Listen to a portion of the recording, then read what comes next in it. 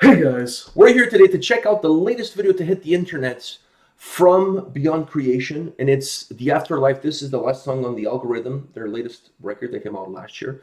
This song was recorded live in Montreal when they did their album release party in La Belle Provence and Montreal. in Montreal. And Montreal, they did an album Nacho release. Montreal.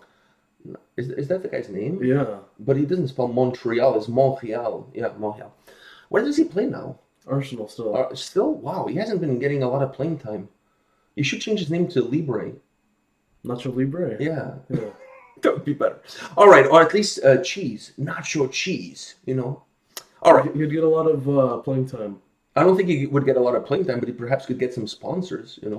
Some some taco sponsors. Get sponsored by Taco Bell. Nacho cheese. Buy our nacho cheese. All right. So on that note, let's move on. All right. So Beyond Creation released this video. The reason the song, you have the album, I have the album. I did an album review. All of this jazz. You've never seen Beyond Creation live. Never. That's going to change because in July they're playing 2 shows in Ontario. They're playing Guelph and they're playing Kitchener. We're going to Kitchener to go see them. So you're going to get to meet the band and we're going to go see them there. But I thought, since you've never seen Beyond Creation live and we've never done a live video, what better way than for you to get introduced to the band, how it looks like, how it feels live, than to do this video live, so at least you get a little bit of a taste for it before you actually go see them next month. We haven't done a live video. No, we've always done music videos. So that was my reasoning behind it, because I want to get you hyped before we go to the show. Now, the other thing I want to say to those at home that are perhaps unaware of what's going on in the world of metal today, Beyond Creation they haven't announced dates yet, at least not at the time they were recording this video. They could prove me wrong. They could make me an idiot and then release the dates by the time I'm posting this video. So they announced that they're going to do a North American tour, and one of the bands, they're the headliners, and one of the bands that's going to be supporting them on their North American tour is none other than Fallujah. They released an album this year that I really liked. I know there's a lot of haters out there for Fallujah. Perhaps the city of Fallujah. I'm not a big fan of the city, but the band, I really dig their album. I really like their album. I'm always up for bands that are looking at improving and changing and creating new sounds and going in different directions. So I'm a fan of Fallujah. I like their new album, and I like the fact that they're going to be on tour with Beyond Creation. That's going to be an insane North American tour. I'm happy Beyond Creation's the headliner. Well, I'm happy that they're actually playing in Kitchener, because that one is all ages. So you get to go. You're going to get to meet the band. You're going to get to see them live. You can wear your Beyond Creation shorts. So you're going to be able to see them, because this North American tour, I don't know where they're going to play in Toronto. There's a chance that it's going to be 19 and over and you won't be able to see it. So at least you get to see them in July, even if you don't get to see them later on with Fallujah. All right, you ready for this? The Afterlife? Yeah. Let's do this.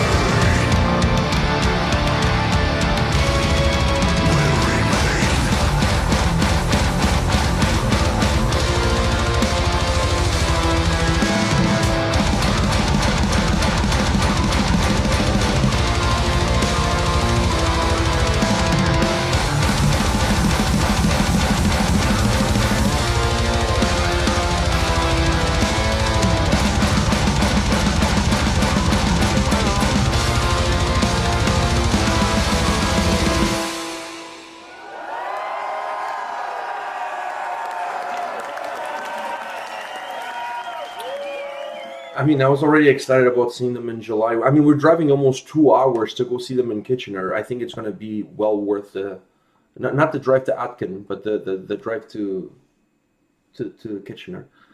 Wow. So, can I just say something really quick before we get into the song? That bass solo, followed by the guitar solo, followed by the other guitar solo. Everybody got a little bit to a piece. I mean, I'm not going to say the drummer, because to me the drummer was shining throughout the whole track, because he was absolutely demolishing that drum kit. The drum kit after the show filed for a restraining order because, you know, he was absolutely violated during that performance. It was basically a 5-minute drum solo because he killed the whole song. He's absolutely demolishing it. There was no rest for the arms or rest at any point. It was just all the time.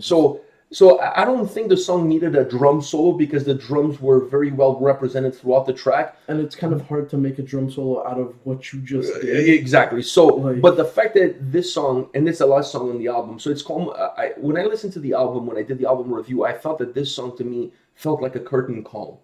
Like the perfect end, like you know, when the band comes and gives you the curtain. I felt like the way this song was structured, the way it was delivered at the end of the album felt to me like a curtain call. Watching this performance now totally feels like a curtain call. Everybody gets a little bit of their 10 seconds or 5 seconds or 5. Is it 5 minutes of fame? Whatever people say. Everybody gets 10 minutes of fame. Whatever it is, 5 minutes of fame. So everybody in this video got their 5 minutes of fame, right? Because the drums absolutely demolished the track. Hugo on bass gets his solo, then the guitar solo, then followed by another guitar solo. So everybody got to do their thing. Everybody got to shine. I absolutely love how he came across in this live performance. Absolutely incredible. Don't you agree, though? It's absolutely magnificent. I was mesmerized by the bass. The bass was like... And then he does these things that he goes like with his finger like this. It was like psychedelic, the bass. Like I said, I've seen them live, and when I saw them, I was really up and close because I had a media pass, so I was able to be up and close because they were opening for Obscura. And I got to see them really, like, close. It's mesmerizing. I found myself just looking at the hands of either the guitar player or Hugo on bass, whoever, or even looking at the drummer. It's hard to like, for me, it's hard to like headbang a lot during Beyond Creation songs because I'm very focused on what they're actually doing.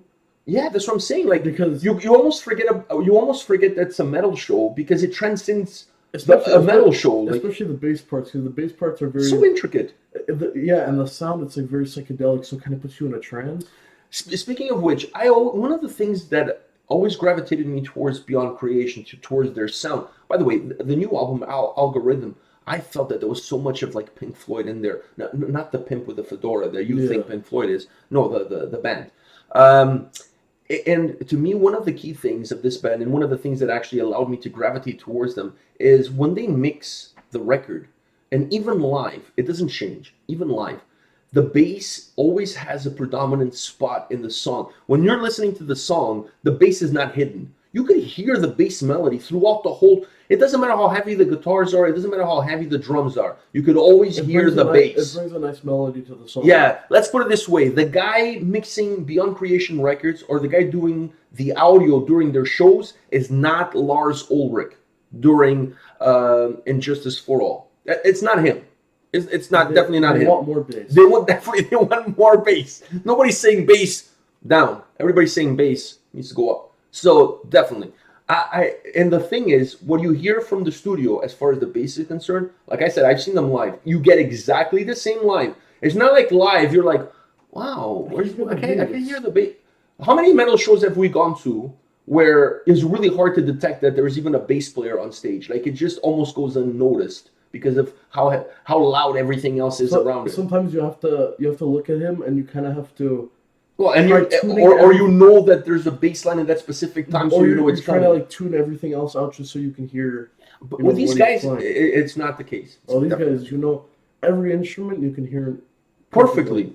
The way the bass, a nice kind of melody in the background. Everything gets its spot, and nothing outshines the other. Everything is perfectly. The drums in this track, like I just want to go back to that. The drums in this track are absolutely.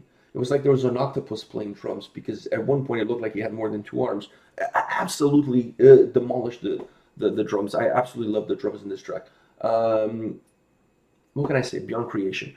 Your favorite Canadian band. I don't think I'm saying anything that's not true. You're definitely, at least if not your favorite, one of top two. Yeah. And they're number one in that top two. So take that for what it is. One of my favorites, if not my favorite Canadian band as well. I absolutely, like I said, I always gravitated towards them because of the bass, but because the overall sound, how they mix their music. And it's a metal show that I can totally go to and not headbang once because I'm just so focused on everything that's going on, and the music almost transcends you and takes you on a psychedelic journey. When it hits you with the fast parts, like the really, I'm headbanging. But when it goes to like the more intricate melodic pieces, then I really need to. You really need to focus and just absorb it all in. All right, guys, this is it for today. But come back tomorrow. We'll have more videos for you. See you guys. See ya.